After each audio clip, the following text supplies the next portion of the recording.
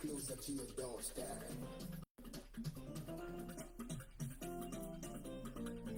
Koikimedia, Koikimedia, Koikimedia, we bring the work closer to your doorstep. Koikimedia, Koikimedia, Koikimedia, we bring the work closer to your doorstep.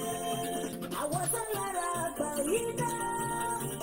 àwa ló wá sáàtì èdè dídéde lárugẹ nílẹ̀ Oòduà àwa gangan ni bàbá Koikimedia, Koikimedia, Koikimedia, we bring the world closer to your doorstep. They never sabi wetin we carry for until they move closer before they go sabi. I said they never know wetin we carry for body until they move closer before they go sabi. Ọ̀kìn lọ lọ́jà ẹyẹ ìhun ló ló lájú. Ẹyẹ tó lórí kòtò bí àdó ọgọ́jẹ lẹ́nu.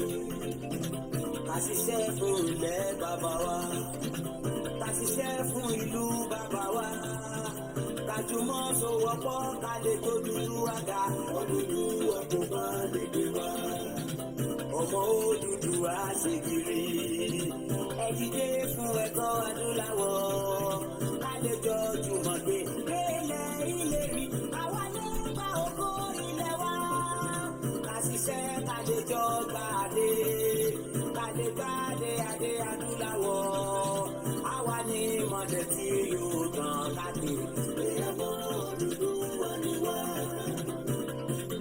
Koikimedia, àwa là ń gbé tó lárugẹ. Ẹ̀jẹ̀ tó gbójú owó, ìwà mọ̀lẹ́. Àṣà ẹgbẹ́ polówó ọjà wà káyé gbogbo àríjẹ. Ẹ̀jẹ̀ tó gbójú owó, ìwà mọ̀lẹ́. À ń gbé tó lárugẹ, à ń gbàgbà lárugẹ. Ẹ̀jẹ̀ tó gbójú owó, ìwà mọ̀lẹ́. News and sports, ẹ máa rí gbọ́. Ẹ̀jẹ̀ tó gbójú owó, ìwà mọ̀lẹ́. Ọmọ Ìjẹ̀bú alárẹ̀ ni ló ní kí n máa ké dandan. Koikimedia ọ̀rọ̀ lágbàdìmọ̀ mi. Má bá ṣẹ̀rẹ̀ lọ. Ọmọ Yorùbá nìyẹn, ọmọ Yorùbá àtàkà o. À ń gbádùn rẹ, ọmọ Ìjẹ̀bú alárẹ̀ ni. Sẹ́yìn lọ má fi dìbò ọ̀tẹ̀ mọ́. Ẹ̀yin lọ́mọ onígbò máa ń dè máa dé. Ẹ̀yin lọ́mọ onígbò máa wọ̀ o. Igbó máa wọ̀ sájú tí ó gbọ́dọ̀ wọ̀. Àjèjì tó bá wọ̀ bẹ̀ máa tẹ̀lé ìjẹ̀bọ̀ra. Ẹ̀yin lọ́mọ náwó òyìnbó tó dé. Ìgbà tó yìnbó dé o, owó yọjẹ́ tún pọ̀ sí o. Koikimedia sáwà ní bàbá. Koikimedia, àwọn ni bàbá. Koikimedia, àwọn ni bàbá. Àdáńsọ, àtòpèrè gidi. Koikimedia, àwọn ni bàbá. Àwa là ń gbé tò lárugẹ jẹ́ ká jọgbọ́ o. Koikimedia, àwọn ni bàbá. Àtúntà fẹ́tọ̀ ilẹ̀ wa, fẹ́tọ̀ ilẹ̀ Yorùbá. Koikimedia, àwọn ni bàbá. Ọmọ Oòduà ni wá o. Kankan. Koikimedia, àwọn ni bàbá. Ikú tó ṣe bí lébi òsì, àdìmú bàbá yọ. Koikimedia, àwọn ni bàbá. We bring you one closer to your doorstep. Koikimedia, àwọn ni bàbá. Afẹ́fẹ́ tó fẹ́ òòlù kan yòókù lára ni. Koikimedia, àwọn ni bàbá. Àgbèrè gèdè Olódùmarè ló fún wa. Koikimedia, àwọn ni bàbá. Gbogbo ayé ẹ̀gbọ́n, àwa ni bàbá o. Koikimedia, àwọn ni bàbá.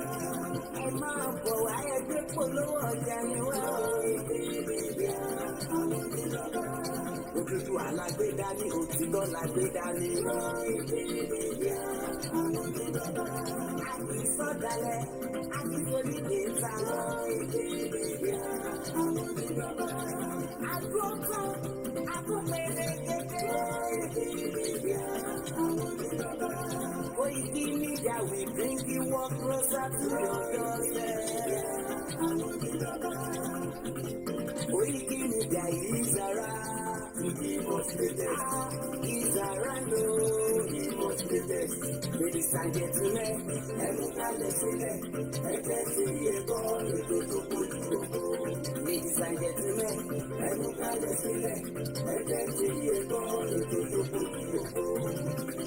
Koikimedia is around. He must be there.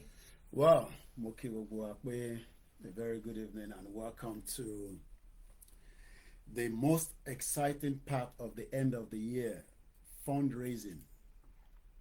And this is what we will do till the end of the month. As we are preparing for the new year on the platform, we will be using these last couple of days from today till end of the month. All the program will be on fundraising. Kí ló ń pè ní fundraising and what is it all about? What is the benefit? This platform was dedicated for other projects. Until 4 years ago, we decided to be part of what is the most important thing for Yoruba people, which is Yoruba Nation movement. And we've never regretted it. Adúpẹ́ f'Ọlọ́run. But as we are ending the year and we are moving into the new year, we will be using the privilege to come to all our audience around the world, regardless of wherever you are around the world. And I love to show my map when I'm talking about the world. We have 195 countries around the world. And it will be the most important year as we prepare for 2025, because we are already preparing for 2025. We are coming to you and the next person and the next person to come into the part that is the most interesting, fundraising.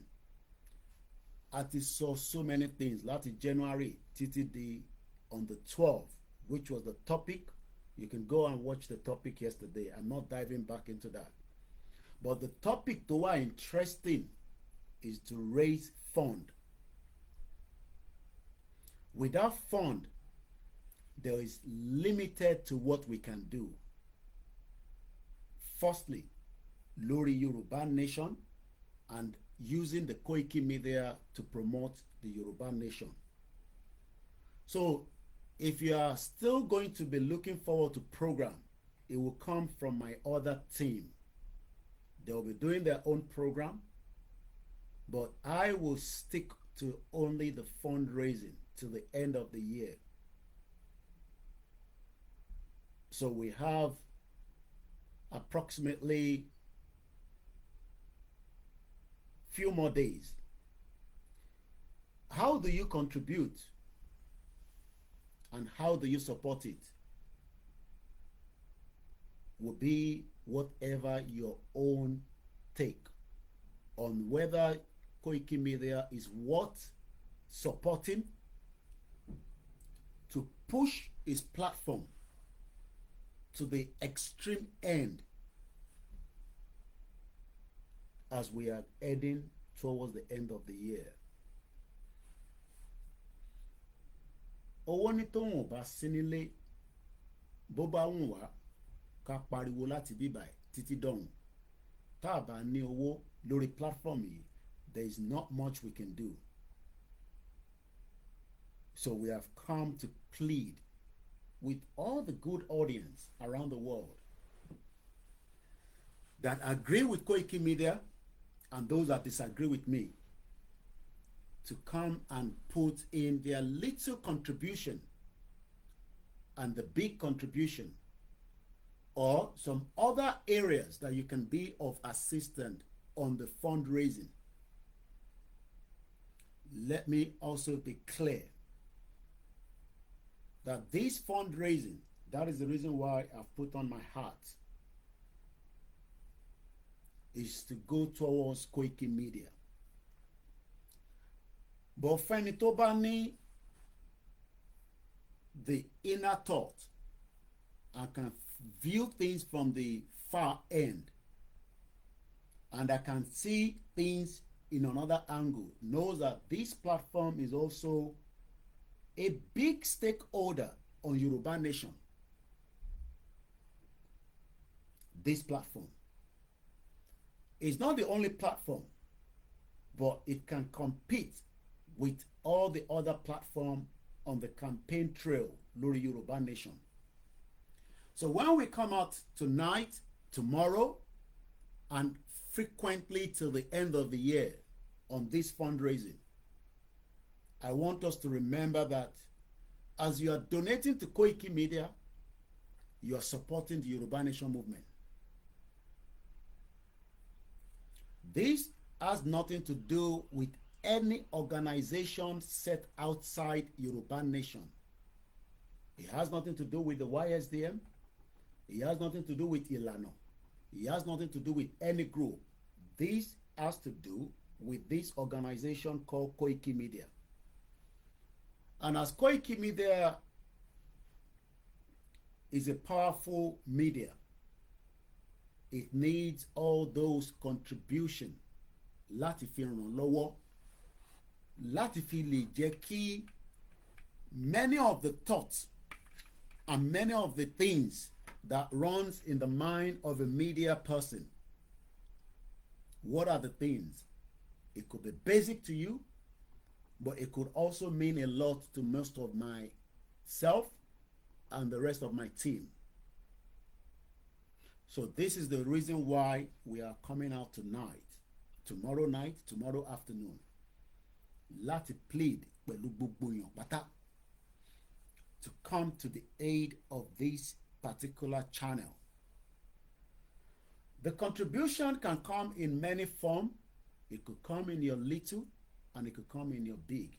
But one thing I can tell you is that the contribution towards this particular fundraising will be dedicated mostly towards Yoruba Nation.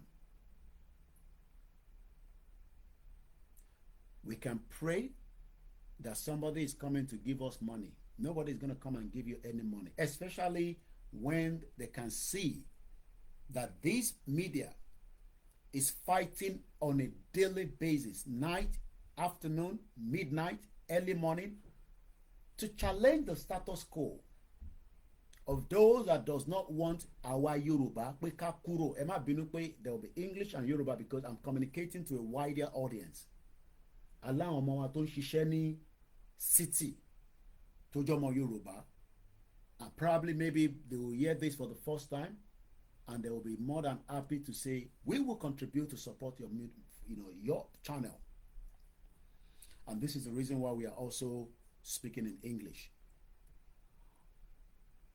The Yoruba Nation movement is not yet over until we are able to raise our flag. But for you and me, raising the flag without a media working with an extra time is not going to help us. So I will be putting all the time and energy on this fundraising so that we can be able to get to as much of what we need. I haven't put a target on this fundraising because what we have done in the past is I've raised 1,000 and then eventually we'd never raise even £100. I've raised 20,000, which was the last figure I talked about last year, or I think a year before, and we did not even get close to it. And the reason is maybe because people are looking at the target and they are hoping that, oh, we are target here, and eventually it never materialized. So mo ń fi àsìkò yìí mo fi ń bẹ gbogbo ọmọ Yorùbá tó nífẹ̀ẹ́ Koikimedia tó dẹ̀ fẹ́ jẹ́ kí a rí àṣeyọrí jáde nínú nǹkan tá à ń ṣe, because that is my dream, The only dream I have right now is kí Yoruba nation kó wá. Not that we will not come back to UK and go to America, but a lè padà síbi tí we can be able to use our media to perform miracles and support many other areas after we've achieved our dream. Like I said, ètò ìtàlẹ́yìn àti ìta máa ṣe lórí fundraising is an independent fundraising. Má lọ bí anybody níta pé wọ́n raise owó lọ́dọ̀ Koikimedia kí lẹ mọ̀ sí. There has nothing to do with them. I don't need to take any permission from anybody. I am an independent organization called the Koikimedia. Mo dẹ̀ dúpẹ́ lọ́wọ́ gbogbo àwọn tó ní understanding ẹ̀ tí a ní láti rojọ́ tó pọ̀ kó tó yé wọn. Àwọn kan wà a gbọ́dọ̀ rojọ́ tó pọ̀ torí pé ẹjọ́ tó fẹ́ mọ̀ yẹn òun ni pé ta ló bẹ̀ níṣẹ́ ta ló rán níṣẹ́. Mo need any authorization from anybody on my platform that is called the Koikimedia láti fi jáde síta láti fi béèrè ìrànlọ́wọ́ lórí ìrìn àjò Yorùbá nation tá gbé dání.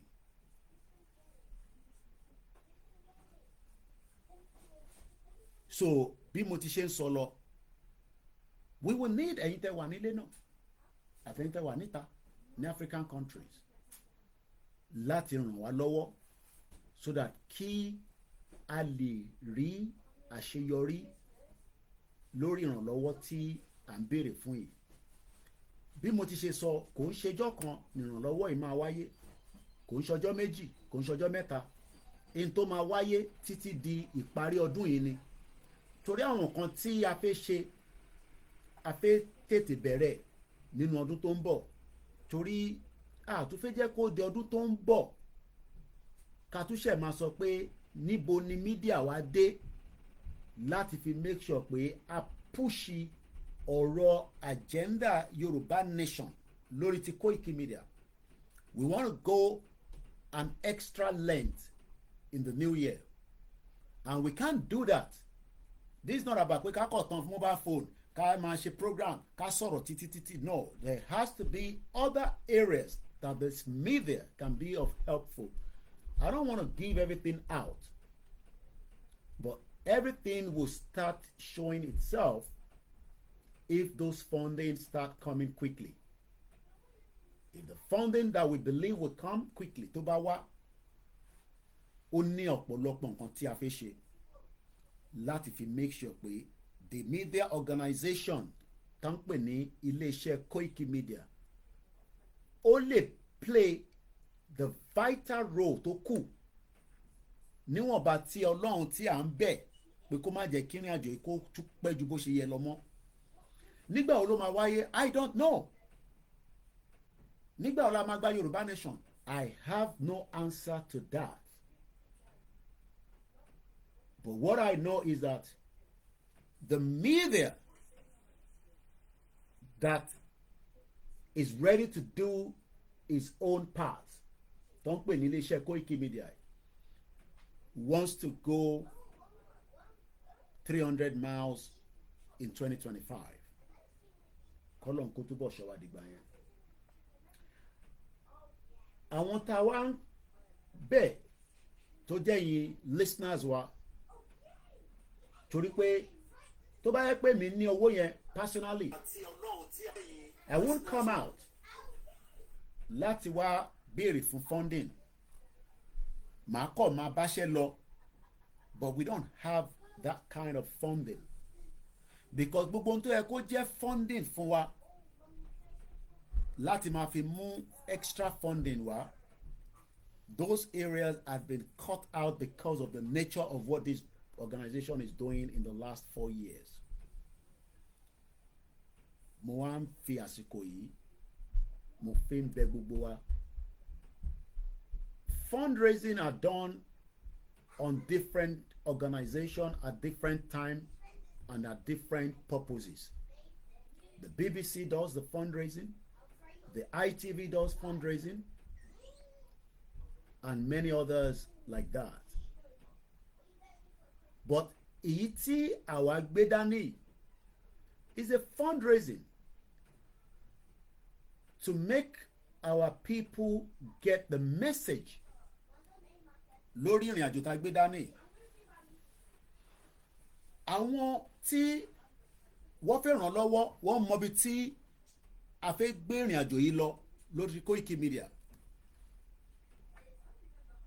And like I said, kí làwọn kan ta need? If I can have enough funding to the tune of thousands of dollars, I could get in touch with Elon Musk and see what we can do together with technology. Láti fi ràn iléeṣẹ́ ìlọ́wọ́. There are many private sectors that are outside there waiting for us to get in touch with them to enhance the media publication of Yoruba Nation. From America to Canada to European countries to Asian countries, within Africans as well, African countries.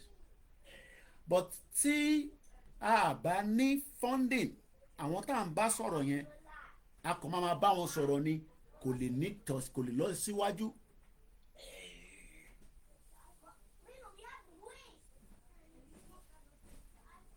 And we are set to push the boundaries in 2025. And to push the boundary means that tonight, tomorrow night, and many more nights and days, it will be about Yoruba Nation Koikimedia funding. My other staff will be doing other programs as they are doing. Tí gbogbo yín ti ń rí, wọ́n máa sọ̀rọ̀ nípa òwe, wọ́n máa sọ̀rọ̀ nípa self-determination. But lórí èyí tèmi bá ti ń jáde, if I feel like doing something else, because I have spoken so much that even if I come out, I am just topping up or giving us idea of what is happening, be it asilano. So I don't want to be coming out until I can see that my 2025, tèmi fẹ́ wọlé lọ báyìí, we can see that we have the fund on this platform to be able to push the extreme length of the other side. So we're going to play the anthem. There are many things that money can buy. What can money can buy? If I have the fund, I can buy 5 18 coastal buses. And I can decide that Igbowo Iron Lady tó ń ṣiṣẹ́ takuntakun tí mo mọ̀ pé yes, tí bá gbé kan fún wọn pé àìfún yín o, but láti iléeṣẹ́ Koikimedia ẹ máa lò ó. Mo mọ̀ pé mo ti enhance wọn, mo ti empower wọn to push the boundary of Yoruba Nation. That means I don't know how many of them in the group. There could be 20, there could be 30, but with a coastal bus of 18 passengers, that means they can go as far as I might not be able to go. Láti lè ṣe iṣẹ́ Yoruba Nation. We can decide to buy torchlight. It might mean nothing to you, but torchlight, kí ló fi ṣe? A torchlight, which is a good one, is about 10,000 naira equivalent in the today's currency without inflation, because tó bá $2 ó lè lọ sókè. Tí bá ní 5,000 torchlight, 5,000 pieces of torchlight, you can also help us to buy it if that is going to be of benefit to you. Kódà tá bá rẹ̀ tó lè bá wa ra, it's just a treat. All right, no other problem, please. If it is all about pé kẹ́ fún wa ní coastal bus yẹn pé Koiki fún ẹ, well, we give it to you to use it for the next 2 years and maintain it. Oh yes, it would also be of benefit. Torí aláwọn tó ní coastal bus lọ́wọ́, ẹlòmíì páàkì kalẹ̀ kò lò, but we need to make use of those things now, especially as we are heading back to 2025. It is a media fight. Media kí ni mo pè fight. Afẹ́fẹ́ media yẹn afẹ́fẹ́ fight. I am not talking about fight in the other way, but using the media to prepare our continuation of awareness, our messages to countries around the world. Àwọn ìlú tẹ́yìn ò expect pé a fẹ́ gbé Yorùbá Nation lọ with the media, a fẹ́ gbé débẹ̀ in 2025. We have been to the UK as an example. Àti rí níta ṣe ní UK. I can take it to another part of the world apart from the UK. But like I said, Baba Rojọ́ Lénisọ́la tá a bá enhance it will just remain coming out and going back in, and it will be like that. But I don't want to be like that in 2025. I want to be able to come out in the next quarter of 2025, which will be January, February, March. By April, ó yẹ ká lè máa sọ pé into sunny December tó fún wa ní a bit of assurance, Ọlọ́run ló ní guarantee pé media yìí máa ní àwọn kankan tá a máa rí. I should be able to come out by March next year and say, àwọn kan báyìí, do you see it? And àwọn kan báyìí. So just to go further, let's play the Yoruba anthem. How are we going to do it? There is no strategy to it. It's a straightforward. Like I said, you can promise and say, Koiki, I'll find any X amount, but we might not give it to you straight away. We'll write it down. I won't chase you for it. You will be the one to make sure that promise yẹn ẹ̀yin lè ń fulfill ẹ̀. Ẹ lè send message sí wa lẹ́yìn. Ẹ lè pè wá. Àwa máa fún yín ní 10 million. But ní fún yín ní 10 million yẹn, a máa fún yín ní by quarter. Tá bá rí ibi tó bá ṣẹ́ dé, a tún release díẹ̀ sí. But the majority of the fund that we need is those people that are watching the program and doesn't contribute. I know the amount of people that watch our videos on a daily basis. The last video that she lórí ti program, and I don't want to mention the name and the other, you can go and watch the program. At least we had about 4K on my channel. 2 different channels to the video yẹn. I am happy for them to use the video. I have seen their title, and I believe they will add what I said on my program, because èmi ò lè ṣe program kẹ́rì title ẹ̀ kó má fit in sí nǹkan tí mo sọ. And I believe they listen to that, and I'm happy with the title that they've given it, and that means those title is okay. But on their platform, that video has traveled far and wide.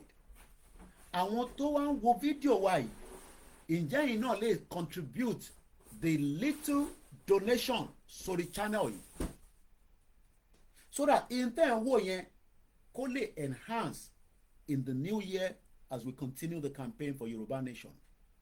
Not everybody has the $5,000, the $100, but kò sẹ́ni tó máa náwó ní $1. Kò tí sí ẹni tó máa náwó ní $1. Kò sẹ́ni tó máa náwó ní £1. Kò sẹ́ni tó máa náwó ní $1. So if we have those videos as we have been producing it, giving us that kind of income, we might not even have to come to you. Revenue yẹn la kò máa lò láti inject padà to make sure that this message of Yoruba Nation continue as it stand and as we want it. But because people watch the video, they don't even remember that the production of those videos, no matter how you see it, no matter what quality you are looking at it, there is a message that is passing out, and that message is trickling down to places I want it to go. Because none of my videos that I produce within 24 hours, I will not tell you where they are heading to, but I know that they are getting to the places we want it to reach. And if we are waiting that anybody will come and help us that has this stack of money that has been stolen, we don't need those kind of money. We will rather just continue running the program with the little that we have and the others that are doing theirs as well. But gbogbo in táwa fi ṣe a kò máa wà ní back end, and nothing can be done to it. And that is the reason why we are coming out to say, where can you fit in? It's not about program now, it's about fundraising. We have done program from January this year up to December yesterday, which is the 12th. My last program as it stands was yesterday, and I believe I did one this afternoon, which is just about 24 minutes. So, interfaith máa gbọ́ táwọn èèyàn bá pè wá lẹ́yìn ni pé ẹ fún wa níbi tí a lè fi support yín, kémi fi $1 mi síbẹ̀, kí n fi £1 mi síbẹ̀, or kí n fi £1,000 mi síbẹ̀.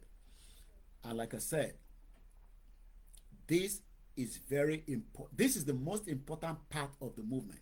Any other thing, we can sit here, we can laugh, we can talk, but if we don't have funding, we're going to remain just the talking show. And this is not a talking show platform.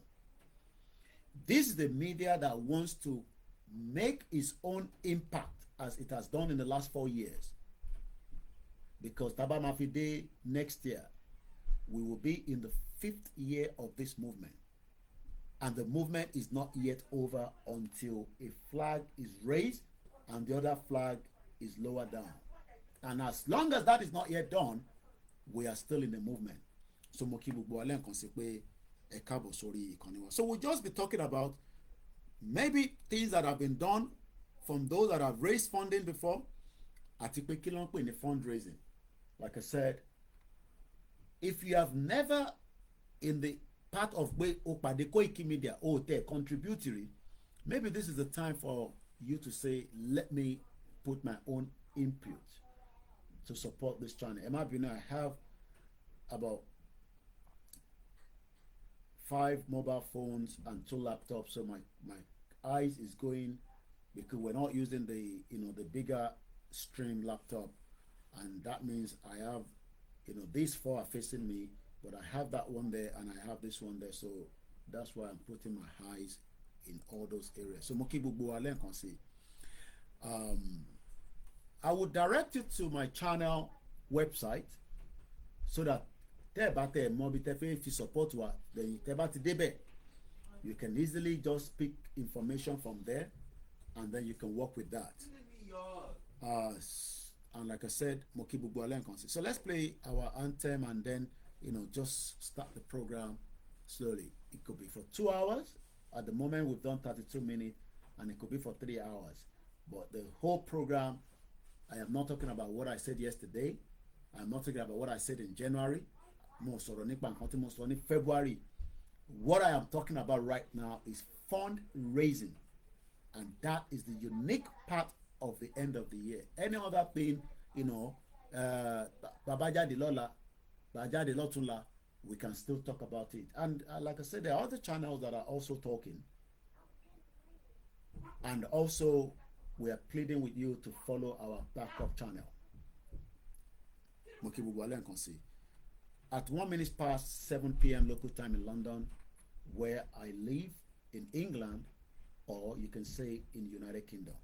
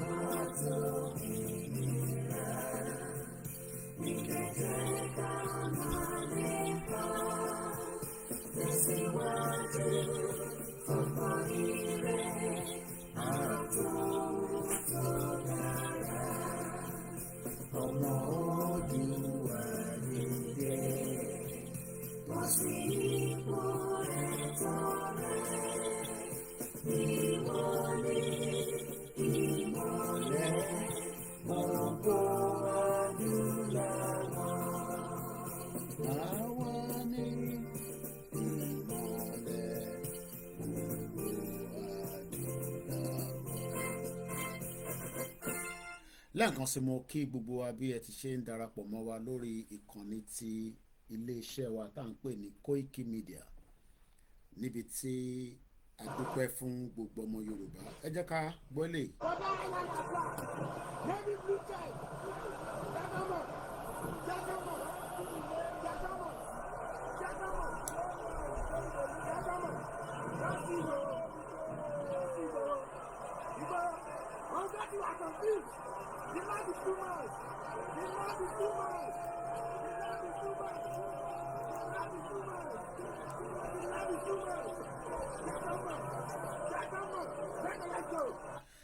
Bí a ti ṣe ń bá ìrìn àjò wa lọ lórí Yorùbá Nation, bí a dẹ̀ ṣe ń sọ fúnra wa pé iléeṣẹ́ yìí ó nídìí ìrànlọ́wọ́ láti lè tẹ̀síwájú ní ọdún 2025. Mo kí gbogbo ẹ̀yin olólùfẹ́ wa tí ẹ̀ ń gbọ́ wa, àtẹni tó gbọ́ tó agree, àtẹni tó gbọ́ tó disagree, gbogbo yín náà là ń kí. Bó jẹ́ ká máa rántí pé àwọn iléeṣẹ́ tó kù tí à ń gbọ́hùn wọn kétékété tí wọ́n dẹ̀ sọ̀rọ̀ nípa ìrìn àjò Yorùbá Nation, àwọn wà lára àwọn tí wọ́n ń da ọkàn àwọn èèyàn wa rú láti rò pé ìlú tí à ń sọ̀rọ̀ ẹ̀ tó ń pè Nàìjíríà bó ṣe máa ṣiṣẹ́. Àwa nídìí iléeṣẹ́ kan àbí iléeṣẹ́ tó pọ̀, bọ́ títọ̀dọ̀ tiwa lèmi sọ̀rọ̀ lé lórí, tó lè ṣe ìgbìyànjú tó pọ̀ ládé láti sọ fún gbogbo ibi tí Yorùbá ń bẹ sí ní gbogbo àgbáyé pé Nàìjíríà ò ṣiṣẹ́. Kò wá ń ṣe pé ká kọ̀ tan YouTube channel, ká tan Facebook, ká tan Instagram, ká tan Twitter tó ń pè ní X lẹ́nìí, ká dẹ̀ tan MixLR, òun la máa fi deliver message yẹn. Àwọn yẹn wà lára ìtàn enhance, but wọ́n wà lára àwọn tí wọ́n ń ṣe àkóbá àdábá fún. And I'll give you an example. Lórí Facebook wa, we have 500,000 followers. We never in the last 2 years been able to reach that 500,000 because Facebook ti compromise ìrìn àjò yìí. So tẹ́nì kankan bá rò pé bóyá gbogbo ọ̀rọ̀ tí wọ́n ń sọ lórí Facebook ló ń dọ́dọ̀ àwọn èèyàn, you will be kidding yourself. That is fún àwọn tó wà online. Let's even look at it that pé àwọn tó ń bẹ online yẹn kò ṣe gbogbo wọn ló ní access sí full internet data. As an example, àwọn tí wọ́n ní internet àtàwọn tó ń access information tá à ń gbé jáde, let's take it as about 300,000. That 300,000 can multiply itself quickly if Facebook has not shadow banned this platform. And what is shadow banned? People know that there is a platform tó fi ń jàjàngbara tó ń pè ní Koikimedia, but they cannot get their message because it has been shadow banned. Kò ń ṣe pé torí àwa fẹ́ kúrò ní Nàìjíríà. These are what àwọn tí wọ́n fẹ́ jẹ́ kí information kó dé ọ̀dọ̀ àwọn èèyàn. These are what they do. They block it. Àwa ti ṣe research débẹ̀ ni. I am not the only person around the world that they shadow banned. Many other influencers that are speaking something that might not be in favor fáwọn tí àwa fi gbára wa kúrò lọ́wọ́ ẹ̀, wọ́n máa push gbogbo information yìí, wọ́n máa suppress ẹ̀ mọ́lẹ̀. Wọ́n dẹ̀ ṣe deliberately ni, torí pé wọ́n mọ̀ dájú pé tí information tó ń jáde ní channel yẹn tó bá ń rìn ju bó ṣe yẹ lọ, ó máa liberate àwọn ìlú míì yàtọ̀ sí ìlú tẹ́yìn fi liberate yẹn. Because what ọ̀pọ̀lọpọ̀ understand ni pé ìjàngbara tá à ń jà kò ń ṣe fún Nàìjíríà nìkan, ìjàngbara tó máa liberate many other countries ní Africa especially. àǹtẹ̀ bá wo àwọn ìlú kan nísìn tó ń pè ní Niger, ẹni tó bá follow information lórí channel wa lánàá ẹ rí i pé wọ́n ti suspend BBC. tó o bá tètè suspend BBC bẹ́ẹ̀ yẹn, BBC máa continue láti máa create a different narrative sí ọkàn àwọn èèyàn wọn against àwọn tí wọ́n ń darí ìlú yẹn lọ́wọ́lọ́wọ́. Niger kò tó Àlímọ̀ṣọ́ local government, àmọ́ in tó ń lò nísìn ni pé wọ́n ń fi information tí wọ́n fi ń tún nǹkan ṣe tí ó yàtọ̀ sí information táwọn other western media tó ń project nílùú wọn. àwa táwa náà fẹ́ kúrò ní Nàìjíríà, táwa náà fẹ́ gba orílẹ̀-èdè tiwa, iléeṣẹ́ kan dẹ́wà tó ń pè ní Koikimedia tó ń lo channel ẹ̀ tó fi ń push that same narrative pé ká kúrò. àwa wà in the need of funding, àwárí funding. àwọn tí wọ́n wà against wa, àwọn ní funding ní ọ̀pọ̀lọpọ̀. I don't want to mention any of those channels because kò necessary, but gbogbo ilẹ̀ mọ̀ channels tó wà ní Nàìjíríà tó jẹ́ àwọn iléeṣẹ́ bíi media tí wọ́n dẹ̀ wà against pé kí Nàìjíríà kó di amalgamate. báwo la ṣe wá fẹ́ make sure pé I get to over 150% láti challenge wọn? òun ni funding. Any other thing bóhùn wá ká rojọ́ láti èní títí dọ̀la tá a bá ní funding, we are all joking. bóhùn wá ká rojọ́ láti channel yìí ni mo sọ, èmi ò sọ channel mi o, I am not against any other channel, I'm talking about my channel.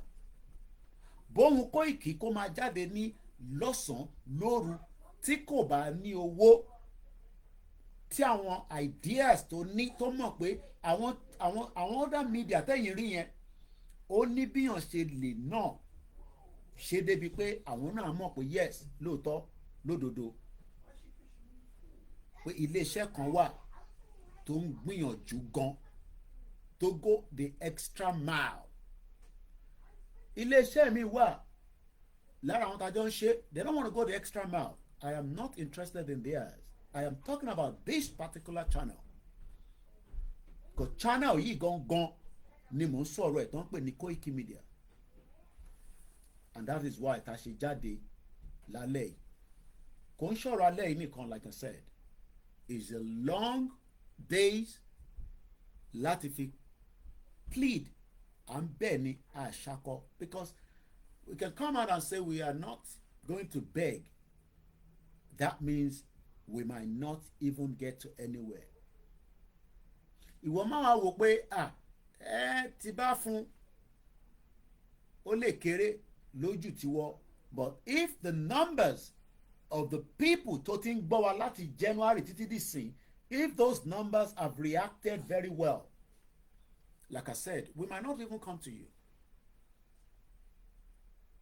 In the last 12 months, the numbers are only watching, but they are not reacting in terms of funding. And that is not good. We can live in denial from now to tomorrow. I don't live in denial. I say it as it is. Iléeṣẹ́ tèmi lèmi sọ o. Bóhùn mi kí n jáde ní 200 lójúmọ́. Tá a bá ní funding, we are going nowhere in getting the message to be delivered. And that is the reason why we're using the last days towards the end of 2024 láti fi wá bẹ̀ àwọn èèyàn wa pé kó jẹ́ kí a jọ wò dáadáa bá ṣe fi ràn iléeṣẹ́ yìí lọ́wọ́ monetary wise. Wọ́n gbé ẹjọ́ kan lọ sí court and I won't go into all the details because mo fẹ́ kí mind wa, because mind àwọn èèyàn, the moment you start switching away, ibi tí mind yìí máa lọ nìyẹn. Ẹjọ́ tó gbé lọ sí court yẹn, wọ́n ní kẹ́ni yẹn wá gba bail 500 million. I can tell you that that person will be out of that court. Ó máa gba bail yẹn lálẹ́ because they have the money. Gbogbo alamọ case tí mò ń sọ yìí l'Abuja lẹ́ni 500 million naira ni wọ́n ní kó fi gba bail ẹ̀. That is just like a chicken change to them. And these are the people that we are fighting to get our people out of the danger tó wà nínú ẹ̀. Ṣe rí pé ọ̀rọ̀ tó ní agbára ni àfi tá a bá ń parọ́ fúnra wa o.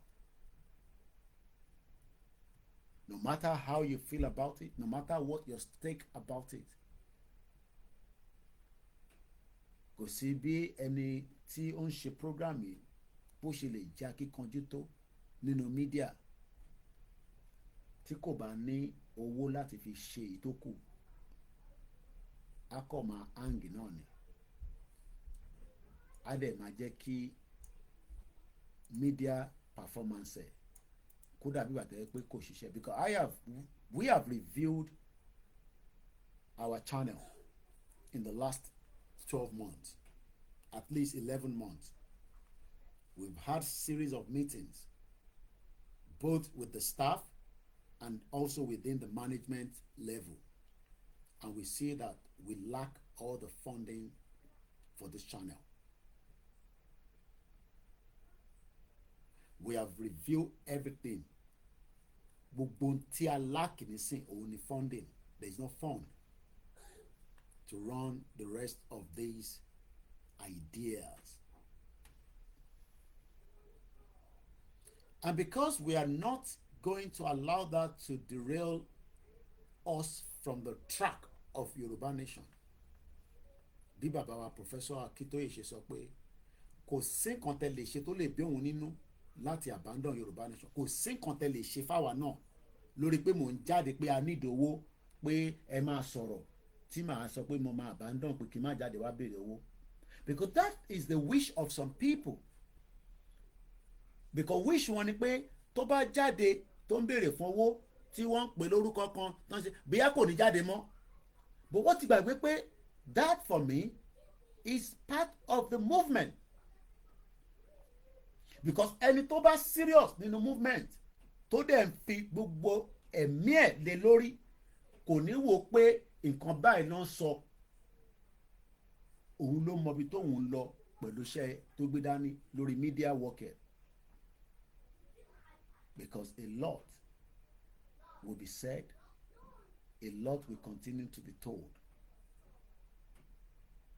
But ẹni tó gbéṣẹ́ dání doesn't need to bother about all that, because èmi lèmi mọ ibi tèmi fẹ́ jẹ́ kí media yìí kó gbé ọ̀rọ̀ Yorùbá Nation, mo mọ ibi tí mo fẹ́ kó gbé dé.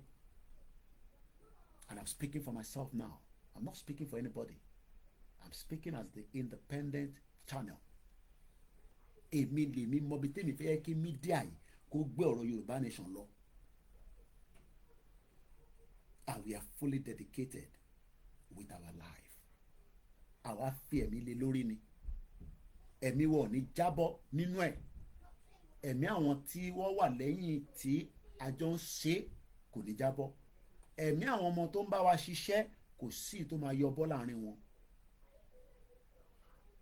I can assure us that. I am not talking about anything more than the fact that pé gbogbo in tó jẹ́ ká ṣe òun náà la ṣe sọ pé tá a bá rí owó fi ṣe àwọn ò gbàdúrà again pé tó bá máa tún máa tún fi di this time next year ká tún jáde ká tún máa tún sọ pé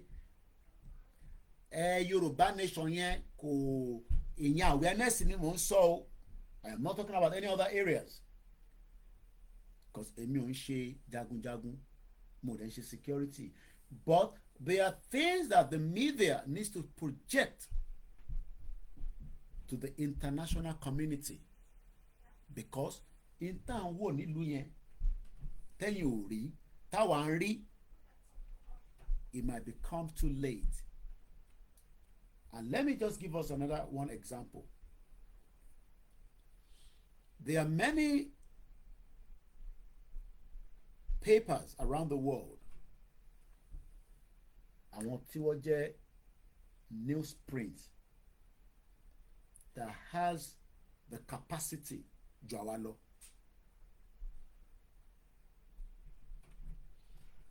The Metro newspaper in the UK, I have talked about this, I think, some few months back. Níjọ́ tí mo ní mo engage arákùnrin kan tó ń ṣiṣẹ́ níbẹ̀. Metro newspaper fáwọn tí wọ́n bá wà ní UK, àbẹ́yìn tẹ́ bá ń follow mi, mo máa ń show ẹ̀ lẹ́ǹkọ̀ọ̀kan, I máa ń take pictures ẹ̀. That newspaper that is produced Monday to Friday, the total copy tó ń ṣe is 880,000 copies every blessed day.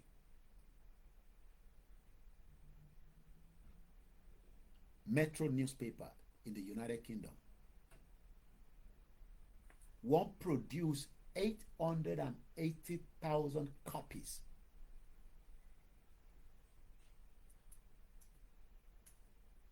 And what is the most vital, important thing? Information is being distributed from the beginning of the paper to the end of the paper. Kí ni kan tá à ń ṣe lórí Koikimedia? Fẹ́yìn tẹ́ ń gbọ́ wa. We are projecting, promoting, creating awareness for Yoruba nation. But Ibo mélòó ló ń dé? Is it the same people? The same set of people? Lẹ́fẹ̀ẹ́ ká kọ́ máa sọ Yoruba nation yẹn fún. Ká jáde, ká sọ fẹ́yìn, ká close channel wa, ká tún padà wá níjọ́ kejì. Is that what you want in 2025? No, ṣé nǹkan tá a tún fẹ́ nìyẹn ní 2025? The same set of Yoruba people tó wà online nìkan ni engage, or do you want it to go far and wide? Ẹ jẹ́ kó lúkálùkù yẹn kó máa rókì lọ́kàn ara wa. That is just one newspaper. What about other papers around the world? Paper kan nìyẹn. There are many other newspapers in the United Kingdom, but we are talking about just one at the moment. Don't put the Metro newspaper that produced 880,000 copies. Ǹjọ́ possible pé kí Koikimedia náà máa produce paper tó kọ́ lè sọ̀rọ̀ Yorùbá nation at 50,000 copies every blessed day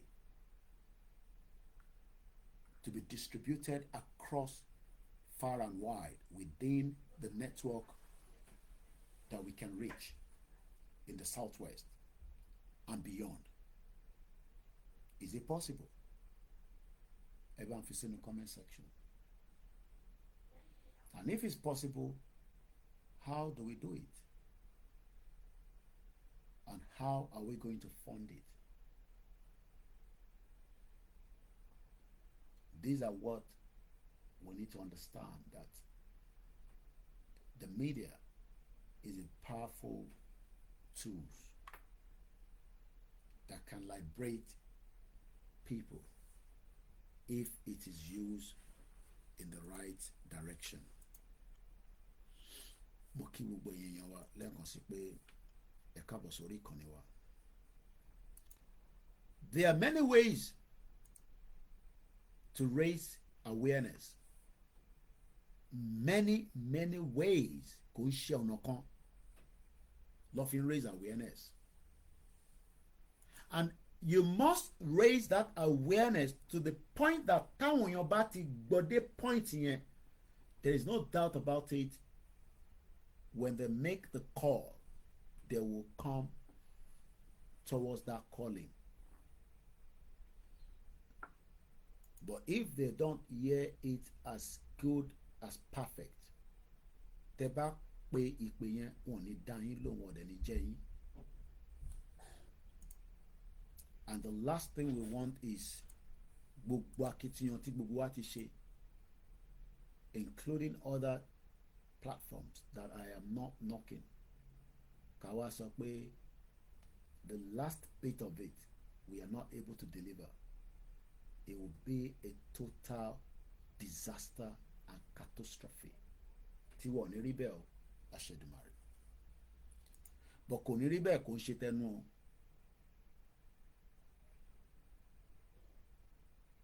We can live in denial. I don't want to live in denial. This year is gone. Adúpẹ́ fún ẹ̀mí. Adẹ̀dúpẹ́ fún gbogbo àwọn tí wọ́n bá wa darí ẹ̀. But like I said, as an independent channel,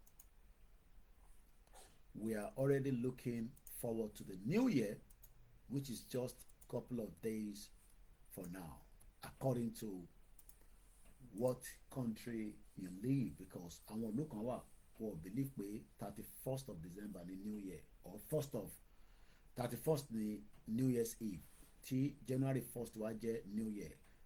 Tẹ́ bá lọ sí Ethiopia ò tí believe pé àti wà ní àwọn wà ní 2024. Ethiopia is still, I think, in 2017 or 18, according to their own calendar.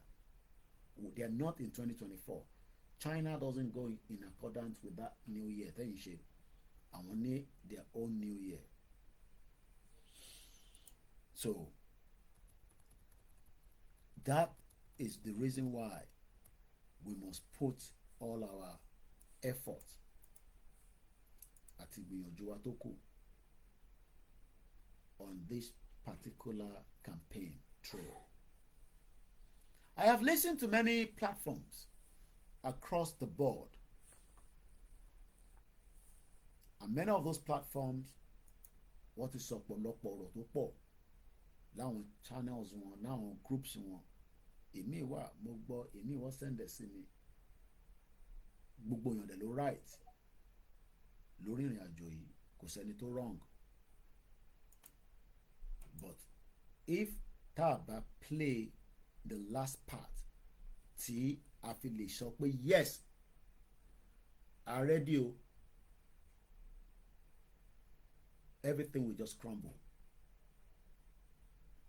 And I'm talking from history now. So ó wà important ká get the fact that we can push everything, but everything also needs the right media to help enhance it. Our platform kan wà, they don't want to do what we are doing to raise fund. There's nothing wrong in that. Ibi tí limit tí wọ́n dé nìyẹn, èmi ò limit ara mi. I am not limiting my media within Nigeria alone, because that is why it is called an international platform.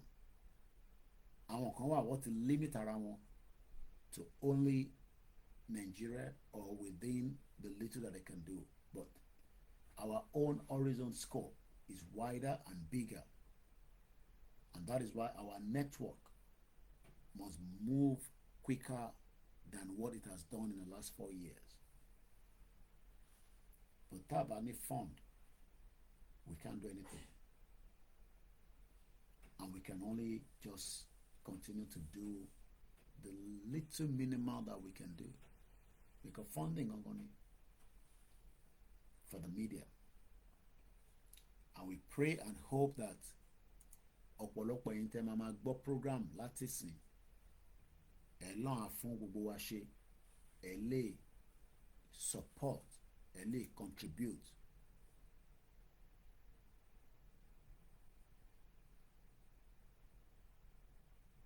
láti lè ṣe kíni, láti lè fi ràn wá lọ́wọ́. And I know that we will get there. I have never in the first day of being part of this movement doubted it. And I still believe in it to the core. I have no reason to doubt pé Yorùbá nation ò ní wáyé.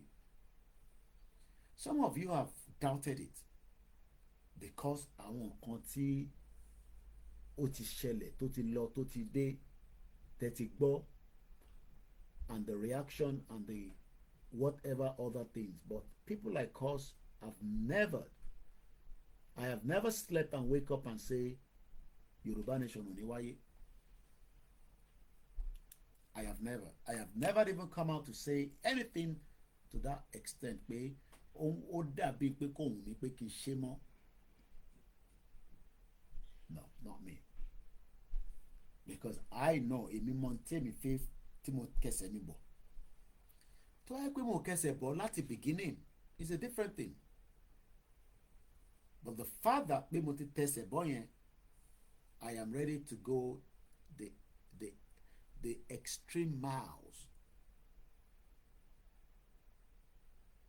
to deliver the media job tí Ọlọ́run gbé lé wa lọ́wọ́, tí Elédùmarè gbé fún wa, àti gbogbo àwọn tí wọ́n jẹ́ leaders wa látòrí bàbá wa Professor Adébánjí Akíntóyè àti bàbá wa Olóyè Ọmọ Adéyẹmọ Ìgbòho láti lọ máa ṣe ìpolongo fáwọn èèyàn wa. There are people that doesn't even believe in it, and they are also campaigning, and that itself is a disaster, because in tó bá believe in tó bá gbé dání tó dẹ̀ ń jáde tó ń pretend, you will be the one to feel the pain. I don't feel the pain because I believe in it. Lóòótọ́ àwọn kankan wà tó wù mí pé ó yẹ kó ti ṣẹlẹ̀, but it is what it is. Kò ti ṣẹlẹ̀, but àìtí ṣẹlẹ̀ yẹn kò mí pé it is the end of the road. Ìlú yìí ni mo dé ni mo gbọ́ pé wọ́n gbẹ́ tunnel láti UK wọnú France tó fi ń pè ní Euro tunnel. I don't think some of you understand the history behind the Euro tunnel. Wọ́n jọ ń gbẹ́ bọ̀ ní UK ń gbẹ́ tiẹ̀, France ń gbẹ́ tiẹ̀ títí tó fi join tó connected. Òun lẹ́yìn fi ń travel fáwọn tó ti láǹfààní àti lọ ní abẹ́ Euro tunnel tó gba orí omi kọjá. Èmi dé Louis mo bá Blackwall tunnel, wọ́n tún dig another tunnel tó ti fẹ́ parí. So that shows that there is always something that can push human to deliver what they want if you believe in it. Ẹni tó bá believe nígbà tó ń kọ́ àwọn tunnel yẹn ó ṣeé ṣe kó gbàbẹ̀ kú lọ because kò believe in it. We believe that this is the final straw tó lè ran ọmọ Yorùbá lọ́wọ́, and we want to push this media to the extreme length of it. And I use the word extreme because that is the only way that we can deliver the job that we are doing. The recording I did, tí mo send síta nípa electricity, ẹ̀yin kan máa ti gbọ́. I'll play it in the next few minutes. I did it just before I left the house this morning at about 6 a.m. Kódà mo ṣe video recording ẹ̀, but apparently the video recording didn't record, but the audio version recorded. Ẹni tó bá gbéṣẹ́ ìdání nǹkan kan lè ró lójú, and that is what we have not understand. Nǹkan kan rà wá lójú. So let's take a call and let's take and listen to the first caller. Ẹ lè bá wa dá sí o fáyìn tẹ́ bá fẹ́ pè wọlé. Hello caller. Bẹ́ẹ̀ni mà.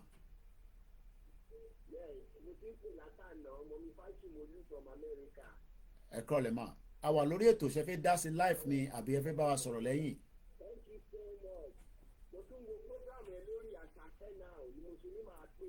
Okay. Mo ti ní kí dọ́tà mi bá mi sẹ́ndì 40,000 into your account. Ẹ ṣé gan-an, a dúpẹ́. We're grateful. So 20,000 will be for you and 20,000 please send it to Daddy Akintoni for me. Ọ̀dà ẹ ṣé gan ni yàrá. Àdúpẹ́ lọ́wọ́ yín. Thank you so much. Aṣẹ́dùmarè, we're grateful. Ẹ ṣé gan ni ma. Láṣẹ́dùmarè, láṣẹ́dùmarè.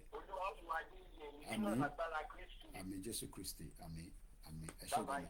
Thank you so much. Lẹ́ẹ̀kan sí bẹ́ẹ̀ náà bá fẹ́ dá sí ilé tá à ń bá lọ yìí, gbogbo ẹ̀ tẹ́ bá ní studio number wa, ẹ lè pè wọlé. Like I said, there are many things that is needed to enhance the media.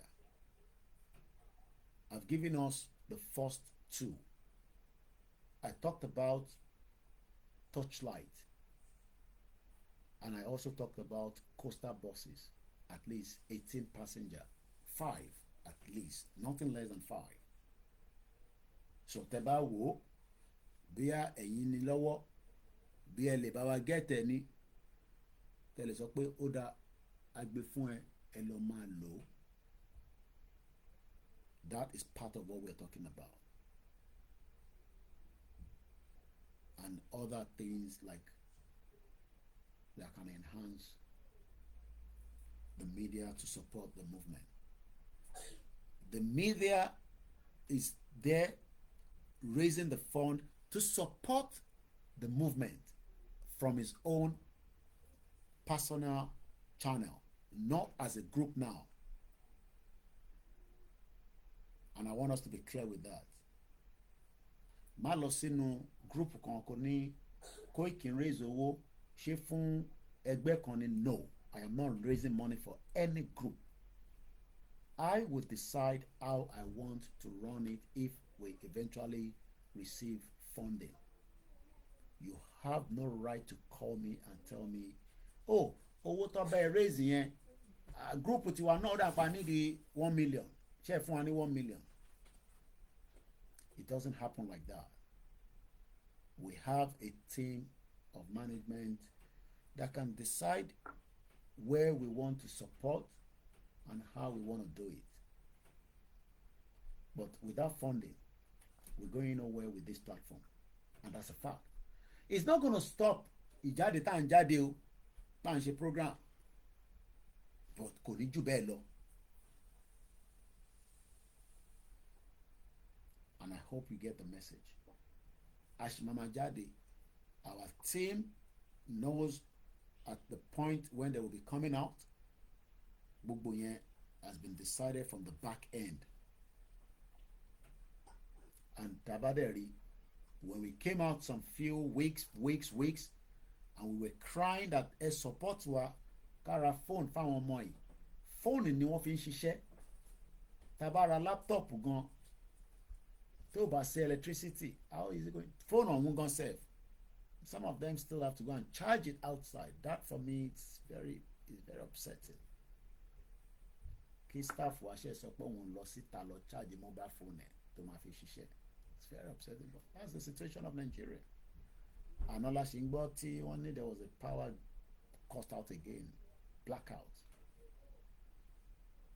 But ṣáwọn kankan wà tíyàn lè ṣe to stop that. Oh, what? But owó ni. We can get a solar for these people to jẹ́ àwọn team wa, so they don't have to be going out. But in tó bá tẹ̀ ṣe mú team wa lọ síta lọ charge phone, that itself means that we don't have the fund. Because end of the program tó kọ́kọ́ lọ síta lọ charge mobile phone ẹ̀, bó bá recharge halfway, tó bá recharge. Gbogbo àdèlà the more reason why that is happening, because Nigeria doesn't have that electricity. Ó dẹ̀ wà lára tí a sọ lórí audio tí mo release ní ìdájí fún ẹ má bínú, mo ti tan wifi yẹn, apparently was off, because I don't know whether people have been trying to call. I just realized that the Wi-Fi was off. But I'm on play anthem. Ẹ má bínú.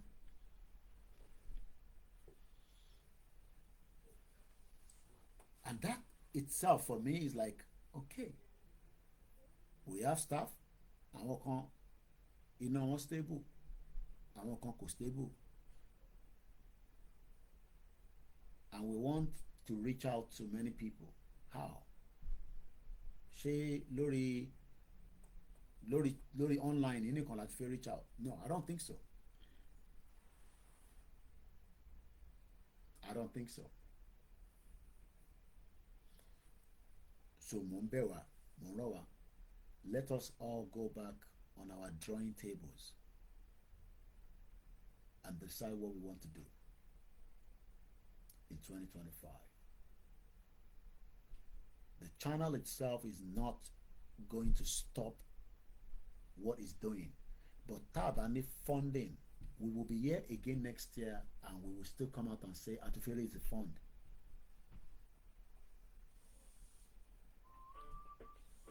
Let's take the call coming through. And I've been kan sí pé ìyàwó tó ń pè.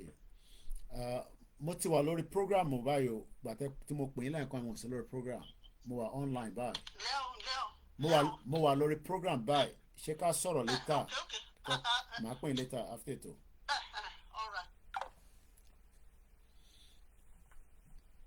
Mo kí gbogbo alẹ́ nǹkan sí pé a kú Friday the 13th December 2024 níbi tí a ti gbé ètò fundraising wa jáde látẹ̀ní títí the end of the year. What are the expectations fẹ́yìn tí ẹ̀ ń gbọ́ wa?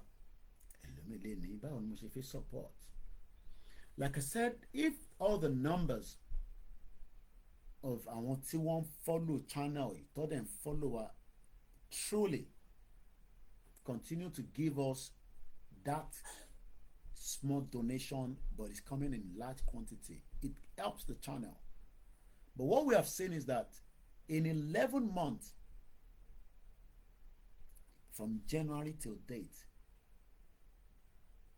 we have the 40,000, the 20,000, the 10,000, but we are not getting the numbers of those that are watching that can give us those small donation, and then it will help the whole platform. And it's because they are not seeing the media as the tools to fight these. I won't mention the channel in Nigeria, a particular media organization. Gbogbo alari in tí wọ́n ṣe ṣìkalẹ̀ just 2 weeks ago. No, kí lẹ rò pé ntọ́ sí yẹn, kí lẹ rò pé wọ́n ṣe fún? They've increased their network from changing their studio. I am not asking that we want to go and build a studio or a studio called, I will still be in my house here doing my program.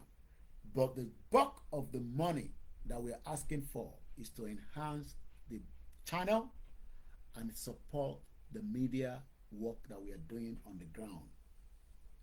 So don't think that bí àtàbá ti gba owó àwa lọ gba studio kan tá máa jókòó sí. I haven't got the time for that. Ìyàwó mi ti accept pé in the last 4 years, as long as I'm considerate, ó ṣe dé láti ibi iṣẹ́, ó jẹ́ kó jókòó sí bíbá, kó nọsẹ̀, ó ti lọ sókè lọ jókòó sókè torí ó rí pé mo wà lórí program. Because ó ní understanding pé tí mo gbé dání ètò máa ran gbogbo wa lọ́wọ́ náà ni. Bó ṣe dé ó lè ní kó fún mi ní signal pé kí n switch it off, káwọn fi relax, káwá tó tàn padà, but she did not say so. That is part of the inconveniences that we are going through in the house for the last 4 years. But it's okay. I am not complaining as long as she hasn't complained. So don't think that Afere is a whole lot in the studio. No. I haven't got the time to build a studio right now. But what we want to do is to enhance the media work from this other angle. Like if you make sure we in time shape.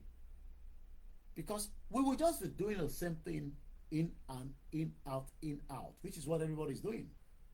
So we want to do something different in the new year. But we cannot do anything different if we don't have the funding. If we don't have the funding, we will continue to do the same thing that everybody is doing. We come online, we talk, and we go. We come online, we talk, we go. But there are things that can be done in terms of education. Many people need to be well educated about reason why ti Yoruba ṣe gbọ́dọ̀ dá dúró, and there is not much time left. The next election in Nigeria is 2027. That election starts by end of next year. By end of next year, the campaign will start.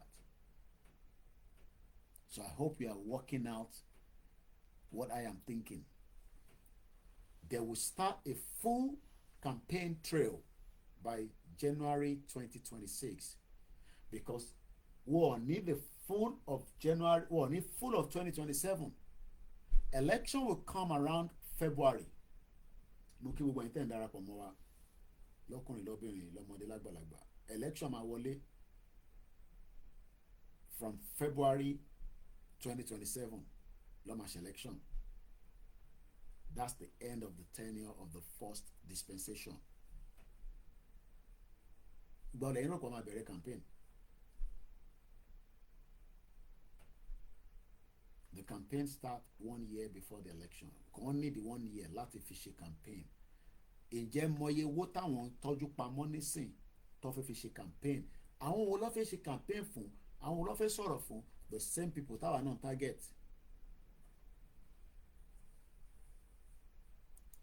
Àwọn Yorùbá táwa náà fi target làwọn náà target.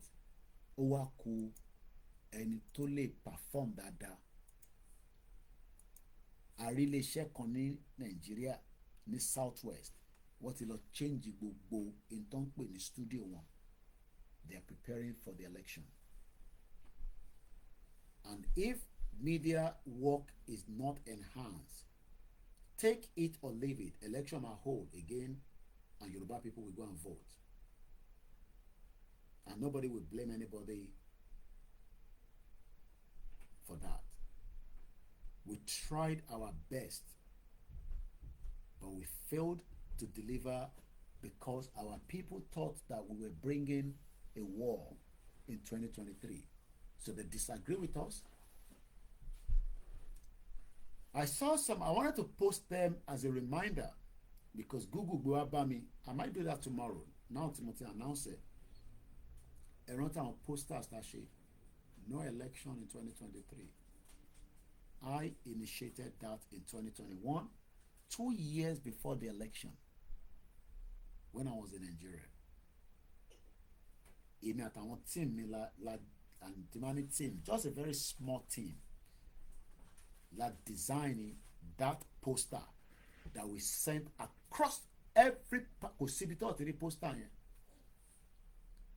It gave a lot of hope to people, but we didn't have enough publicity, and also a lot of Amo Yoruba believe that there was an agenda that Afegbe Ogun Wakaomonu Nigeria Nile Yoruba.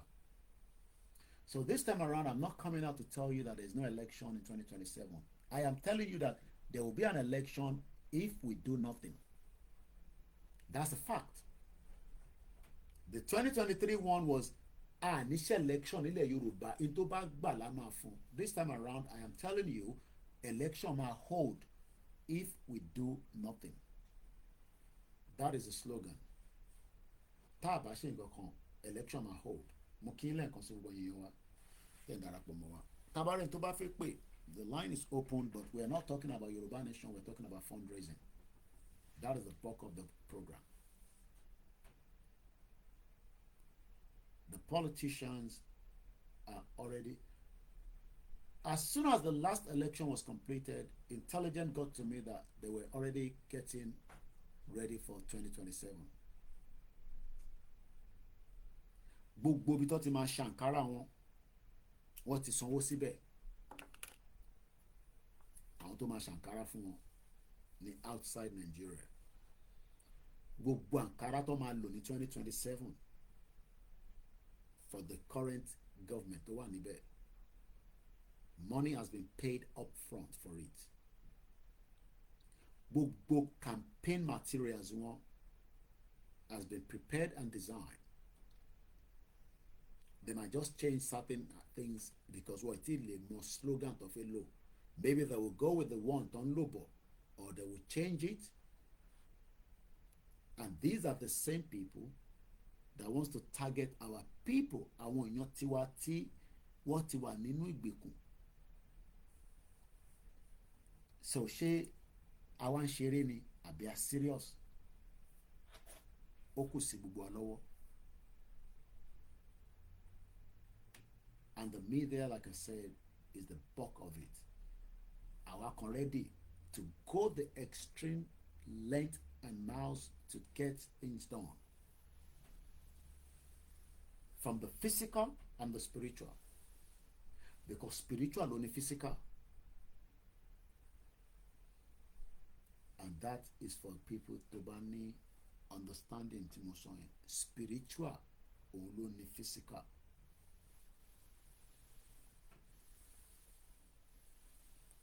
We can come online, comment, talk, looking for action lórí channel. All that is not going to materialize into a country, because country only were delivered lórí online. Yes, you can bring the country to the online, but you must first do the working, which is what we have been doing with àwọn bàbá wa. So to help Olóyè Igboho, to help Baba Akintoye, and to help ourselves, we need to enhance the media publicity. And that's the fact. To help the cause of the Yoruba Nation campaign, we need to enhance the media publicity. It has to go bigger than what we are thinking of. I've just given you an example that I'll stick with. Paper kan nílùú yìí produce 880,000. You might come up and say, okay, nítorí pé country níbẹ̀ yẹn, àwọn iléeṣẹ́ ló ń polówó níbẹ̀ and all that is understandable. But ṣé bá ṣe máa ronú náà nìyẹn? We have to all start opening our mind.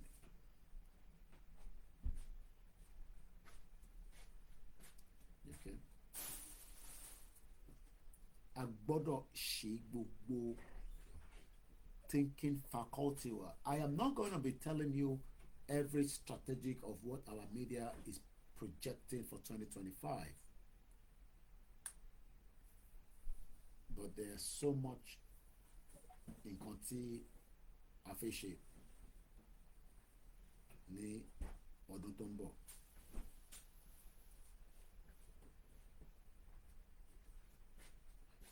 We're not putting a figure, like I said. I have given us two things. Èló ló ń ta coastal bus. I don't need it. If you can tell me how much a 18-seater coastal bus is, we're talking about millions, is it? So yálà ṣe fi price lórí tàbárẹ̀ tó bá donate fún wa pé àwọn donate fún yín ẹ lọ máa lò ó ti help wa, but at least 5 of that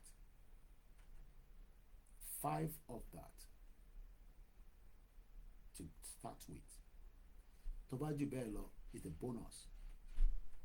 Ìṣojú wa la gbọ́ pé èèyàn kan ní Nàìjíríà, I'm trying not to mention their names, kò ṣe pé I don't have to mention, I mean, I'm scared to mention names and all that, to donate 100 million fún èèyàn kan.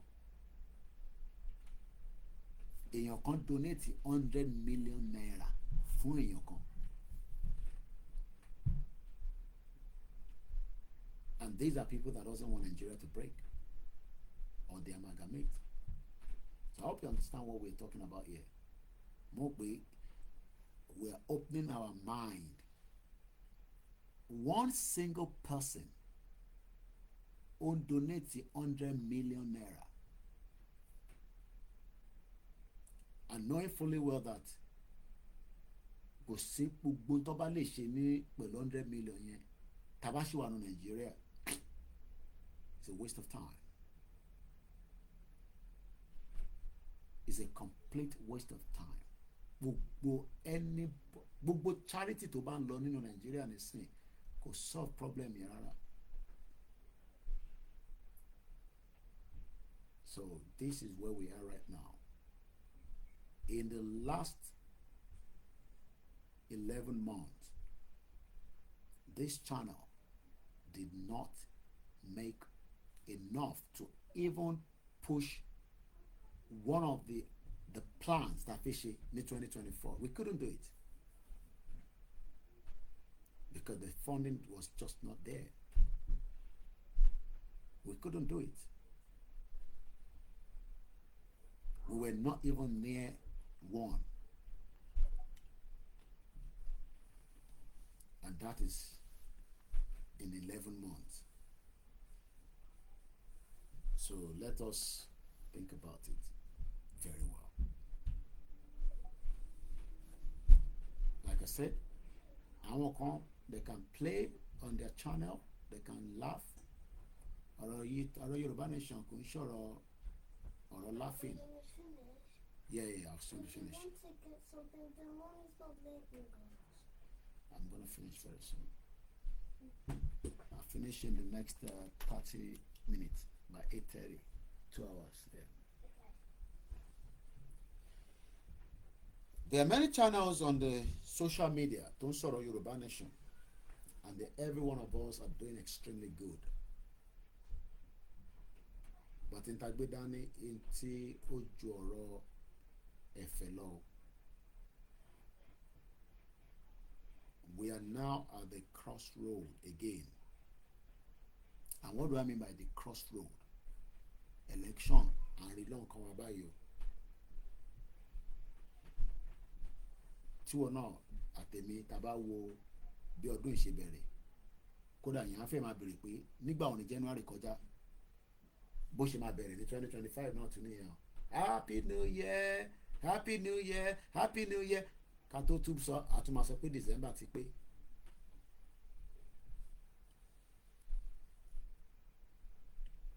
And this is for me a very important part of this movement. So mo kí gbogbo aláǹkan sí pé it's just the first day to prepare our mind. The countdown again, atutu wa nu e báyìí again now.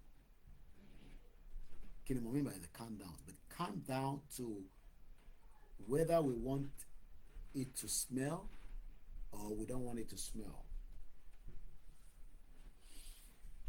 But the bulk of this conversation is to raise money. Kò sí nǹkan mi tá fi wá sọ. Like I said, òun ni ká raise owó. Anything less than that is just a side talk. If we cannot raise enough money for this channel will do all its best in 2025 in accordance to what we have. In the publicity part of the movement. And the publicity part of the movement does not mean it has to be only in Nigeria. We can take our publicity to anywhere in the world that we feel might be of benefit in the media anymore. So, is that going to give us Yoruba Nation? It will be part of giving us Yoruba Nation. It will be part of it. So, mo kí gbogbo wa lẹ́ẹ̀kan sí pé àṣeyọrí la máa ṣe o. Àwọn tí wọ́n expect pé ní ṣàṣeyọrí ó ti late. Ó ti late gan. Àwọ̀ ní fẹ̀mí wa ṣe o, but ó ti late. You have come across the wrong generation. You have come across the wrong generation. Generation yìí, gbogbo ẹ̀yin tí mo feel energy yìí nínú groups, I feel that energy. But like I said, we are getting to where we need to increase back that publicity that went down for a few years. Let's increase it a little bit. Let's get the publicity back. The publicity of Yoruba Nation in Monso. The publicity is not anywhere. In 2024, and anybody can come out and tell me the publicity was high, I will tell you it wasn't. The publicity in 2024 was extremely low. It was on the low side.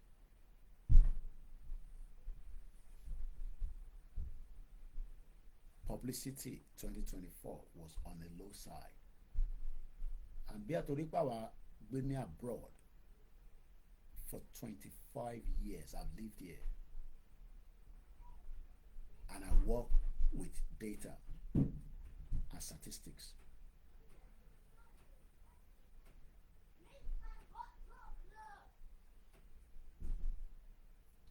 The politicians knew that our publicity in the first 18 months of this movement was going to collapse Nigeria.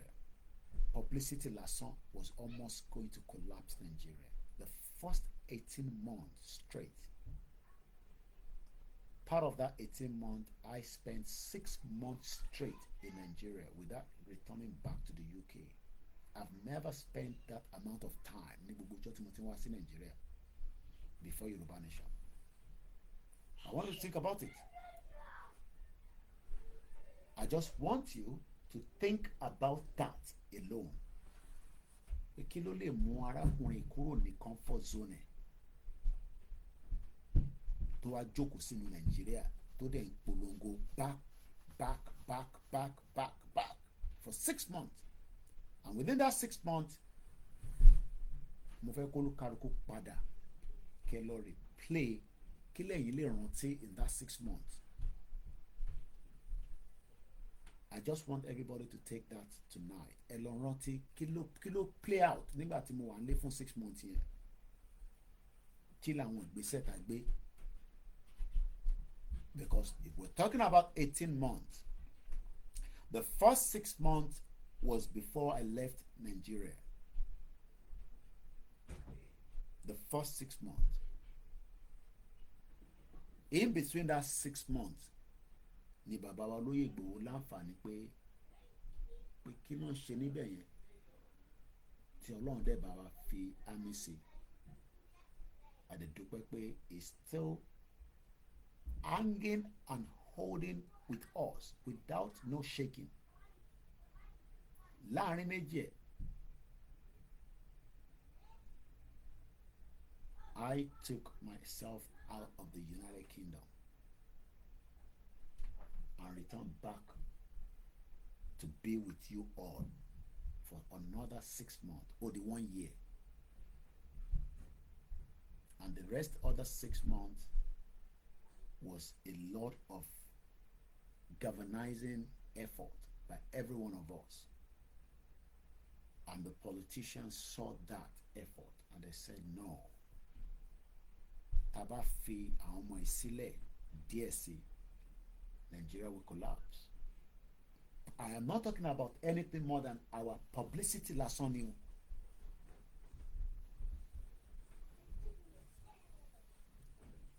Publicity ni mo ń sọ yìí. Our publicity alone. How did we market Yoruba Nation?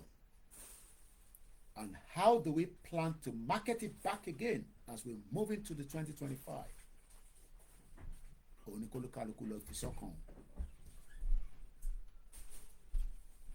Ọlọ́run á fún wa ṣe délẹ̀ o. But Ọlọ́run sọ̀kalẹ̀. Torí from the spiritual realm, everybody knows the country is gone. The physical part ló kù. But à ń fi ẹ̀rù pé àfi dá sí mọ́. Àwa kan náà ti ṣe, ó ti sú wa. àwọn kan tẹ̀ fẹ́ sọ̀rọ̀ nípa pé a need owó, and that for me is the reason why I am not waiting for anybody.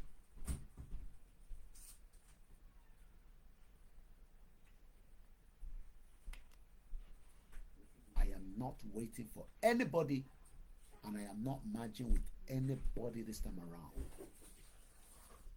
Because wọ́n ní n tó bá ṣèyàn lákọ̀ọ́kọ́ kò gbọ́dọ̀ tún ṣèyàn lẹ́lẹ́kejì. A máa ra bọ́ọ̀sì ni a máa ṣe kíní kan. I am not getting involved with anybody again. Èmi ni mo mọ tójú mi rí nígbà tí mo jáde nílé Olùgbòho tí mo náà fi ra bọ́ọ̀sì. You might not know the end of it. Ẹ kà nínú ìwé mi later lọ́jọ́ iwájú. So kíyàn kankan máa sọ pé òun fẹ́ join mọ́ mi. They have the right on their channel to also do whatever they want to do. I'm not merging with anybody, not even any organization within the Yoruba nation. Àwọn ọmọ Yorùbá ní gbogbo àgbáyé, àtẹni tó believe, if you can support us, that's fine. Because not everybody ló fẹ́ gba Yoruba nation from the media side. Not everybody ló fẹ́ gba Yoruba nation from the side of àwọn tó jẹ́ wà nínú group. So in 4 years tí bá ní mọ̀ how things should be lórí movement from the media side lèmi sọ nísìnyí o, then á jẹ́ pé mọ̀ tèmi náà ṣe mọ́ nìyẹn. Before I go, gbogbo wa la gbọ́ pé nígbà tí bàbá Awólọ́wọ̀ tó ń ṣe campaign wọn lọ, a gbọ́ pé wọ́n fi helicopter wọ́n fi ń deliver leaflet. That was in 1950 something. Do you know what that means? Fún àwọn àtàjẹ́ media báyìí pé ní 21st century we still can't do something far better than that. Not that we can't do it, because kò ń ṣe gbogbo èèyàn ló fẹ́ ṣe. So I'll leave it like that for tonight. I have a family that now needs my attention, and I need to go and look after them. So mo kí gbogbo alẹ́ nǹkan sí. If you come across the program, anytime bá wa reprogram o àbí rebroadcast, ẹ má ṣàlàyé má gbélé náà. It is important that you help us take this message, and that's why mo fẹ́ kó gùn púpọ̀. Ẹ bá wa gbé lọ sórí channel yìí so that àwọn tí wọ́n tẹ̀ mọ̀ pé Koiki gangan ní channel ọ̀dọ̀ tí yín lọ́ ti ń tún wò. And like I said, I was the only person, and I still remain the only person that is still saying the same thing. 4 years that my video can be used by anybody. I was the first person by the movement ìbẹ̀rẹ̀, because I knew that that is part of our publicity of any. Because ẹni tó bá lo video ẹ tó gbé sórí channel ẹ, they are also giving us a publicity, though they are making money out of it, and I know they're making money out of it, and I know the viewership on each of my videos on their channel as against other videos tó ń gbé sórí channel wọn in the last 4 years. But I am not worried about that. Ẹni tó bá mọṣẹ́ media á mọ̀ pé ẹ need that kind of synergy kó lọ kí message yìí fi lè deliver. But ọ̀pọ̀lọpọ̀ might not think bẹ́ẹ̀ mi ṣe ń ronú. So mo dúpẹ́ lọ́wọ́ gbogbo àwọn tó ń lo videos wa. But eléyìí tá a máa ṣe for the next, ẹ má nítorí pé a ṣe program míì tó dùn mọ́ yín nínú, ẹ gbé yẹn o, ẹ gbélé, ẹ bá wa gbélé náà, ẹ gbé lọ sórí channel yín. Now, how do you support? Which is the last part. Wait, okay, I feel support. No, la fẹ́ fi support ẹ. You need support, yes, we know that. Amọ̀kò need support, but báwo la ṣe fi support?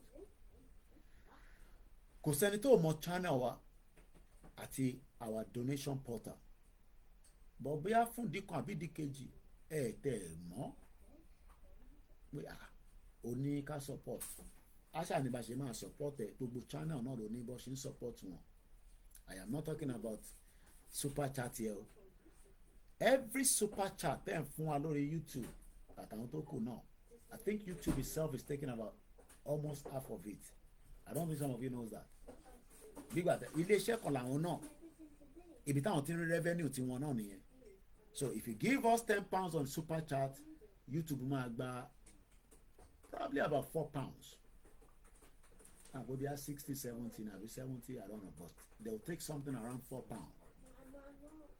Or maybe about £3 something. They might give you £7. Is that good? Yes. I want on the channel, I want on the platform. So be at the super chat here. Be able send it direct instead of the super chat. Not that the super chat is good because it's just sometimes for you to read the comment, which we can read. But comment in this later but it's always good because Oman found program way any comment. The purpose of the super chat that was brought in to the YouTube was for you to read a message specifically with the money that is coming through, or just for you and then go a lot to appreciate what. That's the reason why I thought if you super chat, you know.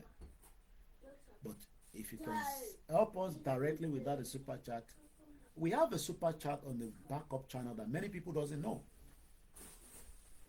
After any problem with Koikimedia, at some point we had a backup channel, so a lot of them are super chat any donation on a monthly basis.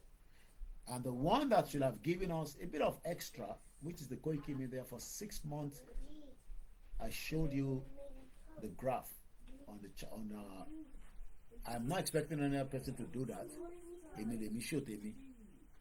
I don't think any other person will be able to do. If I was making money, I'll tell you, but we're not making money. But I have to tell you, because in the last 2 years, our channel was demonetized.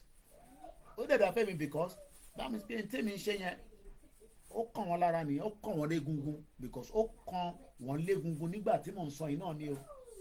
Within that 18 months, tí gbogbo ẹ̀ tó ń pull gidi.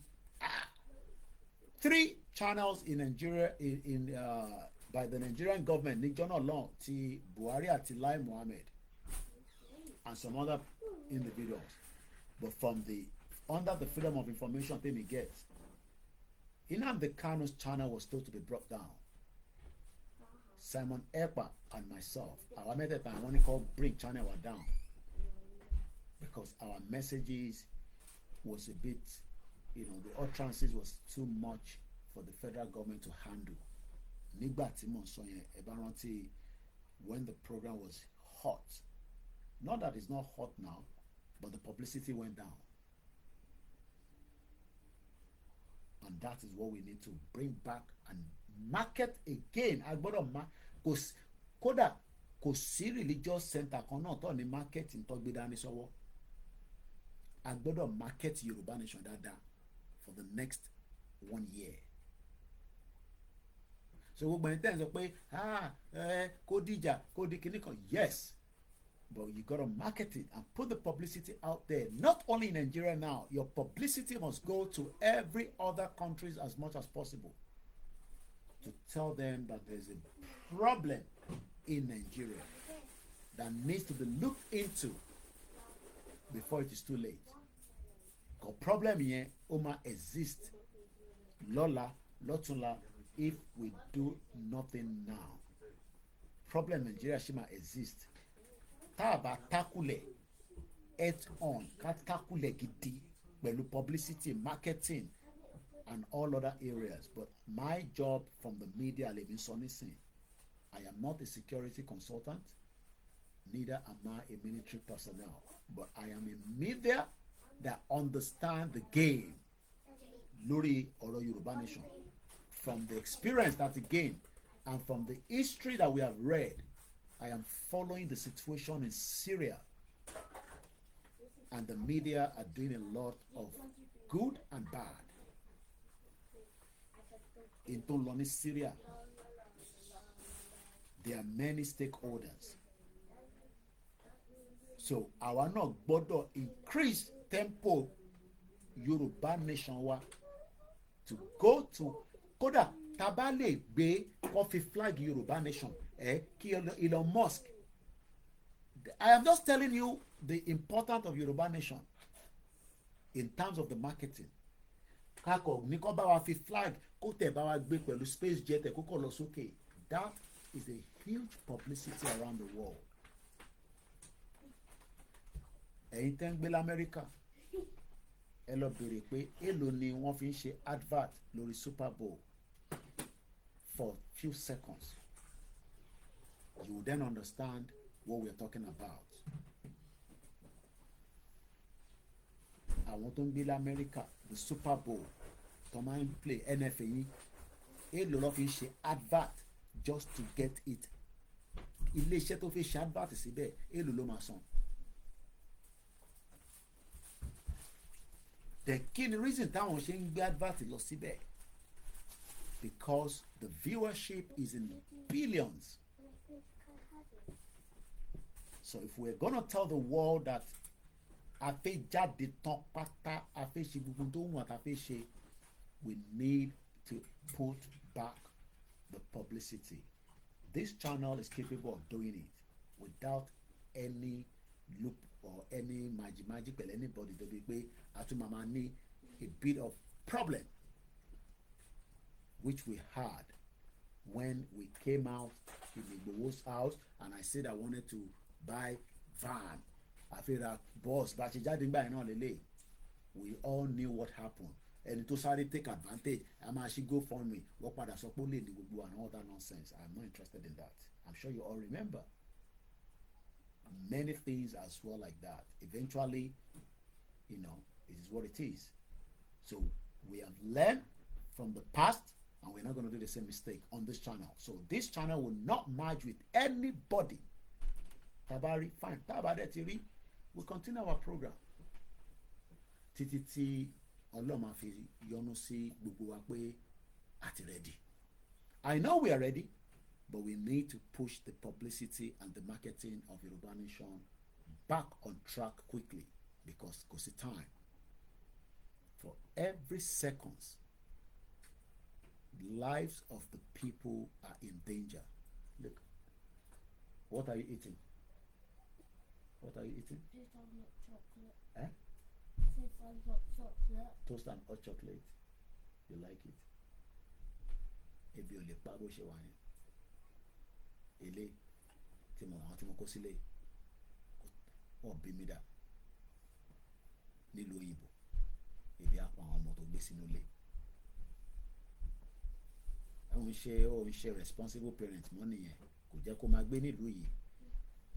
Most of ẹ̀yin tẹ́ wà ń lé ẹ wà responsible but ebi ń pa àwọn ọmọ yín ẹ dẹ̀ mọ̀ títọ́ o. Ẹ gbọ́ mi dáadáa. So for you to help us in the last part torí a ní 12 minutes mo ní 2 hours ni mo tún lè jáde lóru fundraising náà la máa sọ̀rọ̀ lórí but ẹ jẹ́ kí torí the family needs me now to help us to raise this fund. My team always post our account details online.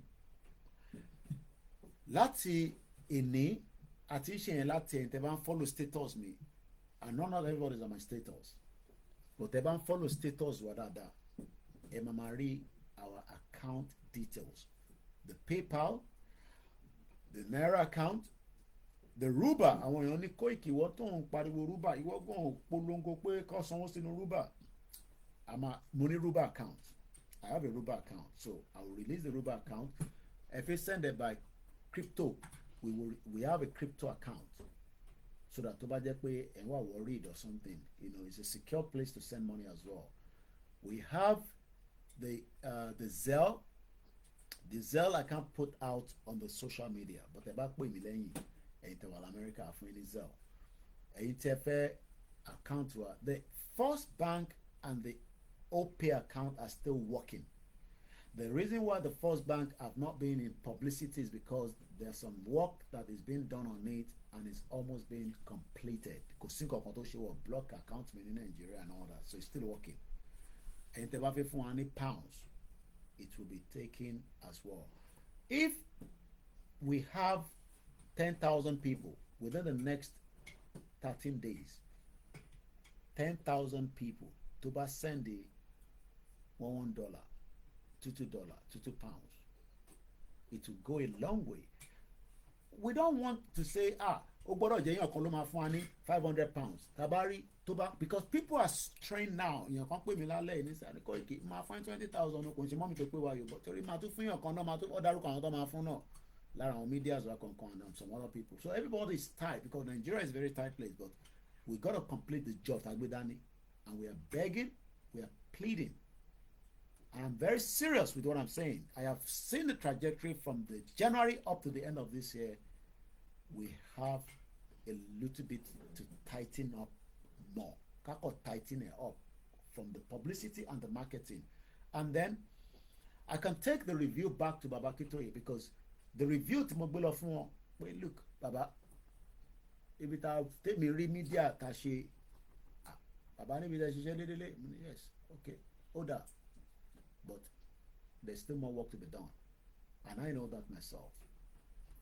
Because there are ways to see the numbers.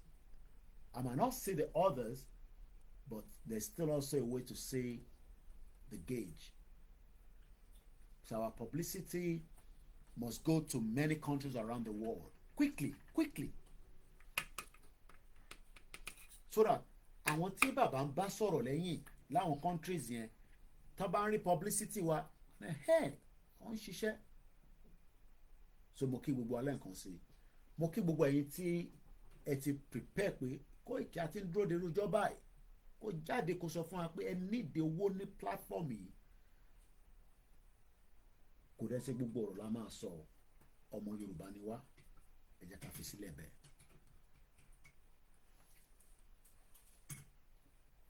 Àbí kakọ̀ torí ọmọ Yorùbá ni wá tó gbọ́ ọ̀rọ̀ dáadáa, tó dẹ̀ gbọ́ but like I said, mo lọ́lé lọ ṣeré ní 6 months mo lọ jókòó sí Nàìjíríà yẹn o.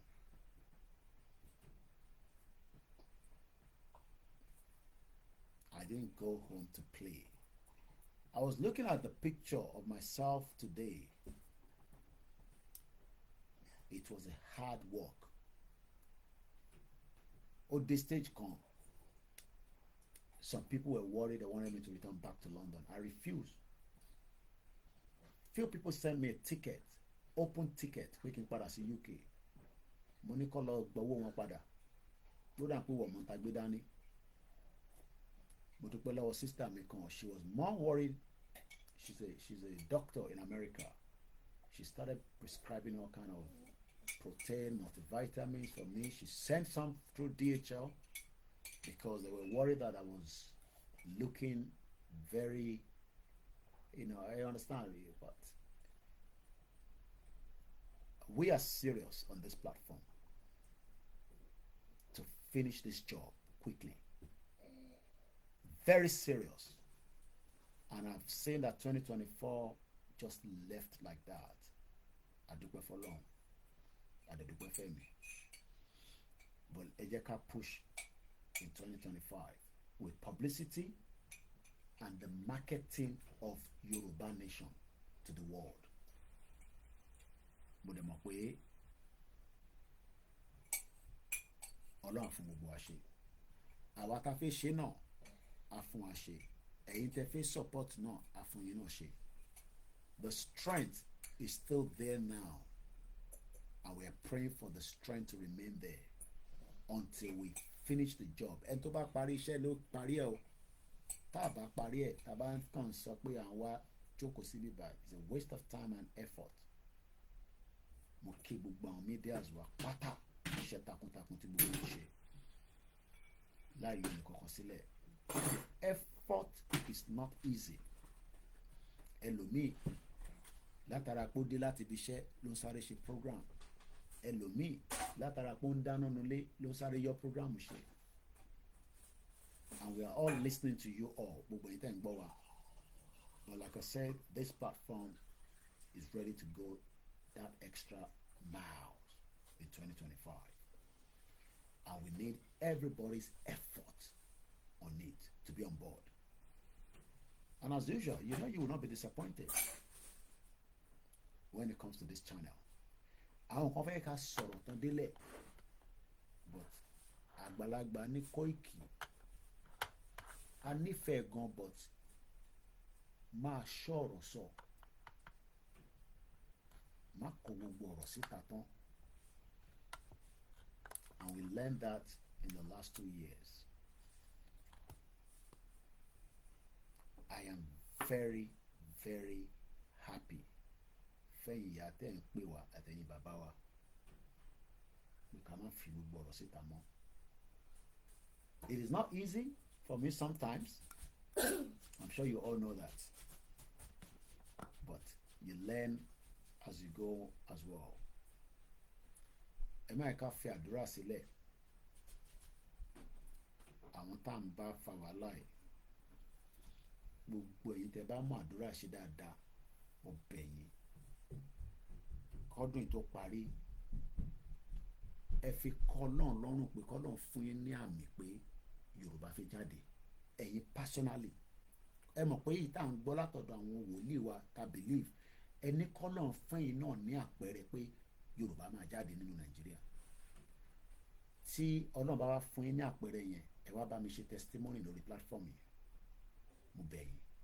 Ṣé rí bẹ́ẹ̀ ṣe ń ṣe testimony lọ́dọ̀ Pastor Jerry, bàbá mi Adébáyọ̀, Tibetan, Ezekiel, Emmanuel Tọ́gbà, Adépọ̀jù, mo tẹ̀lé bàbá wa yẹn mọ́ bí wọ́n ti lọ sórí òkè, bàbá wa Ògúndélé, bàbá mi Collius, Pastor Moses, ẹ̀yin Alhaji, ẹ̀yin tẹ̀ ń wò mí láti Kútọ́nù, láti Abidjan, láti Sierra Leone, ẹ̀yin àfà, ẹ̀yin babaláwo, ẹ wá fáwọn náà ní testimony pé Ọlọ́run fi àpẹẹrẹ gàgà pé Yorùbá máa jáde nínú Nàìjíríà, ó fi wọ̀nyí.